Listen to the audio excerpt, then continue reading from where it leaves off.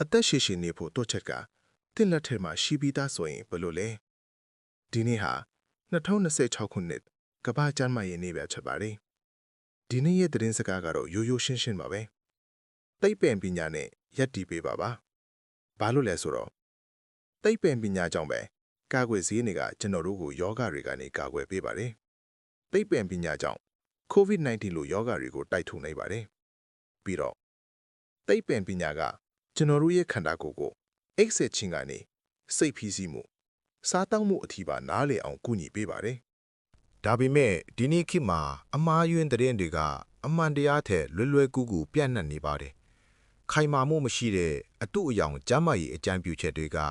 တင့်ကိုတကယ်ထိခိုက်စေနိုင်တဲ့အယူအဆမှားတွေပါ။ဒါကြောင့်စစ်မှန်နည်းသူတေသနအချက်လက်တွေကိုအခြေခံထားတဲ့ကျမ်းမာရေးဗဟုသုတပညာပေးတွေကိုရွေးချယ်ကြည့်ကြပါ။ဘာလို့လဲဆိုတော့တင့်ကျမ်းမာရေးဟာအမှန်တရားနဲ့ထိုက်တန်လို့ပါ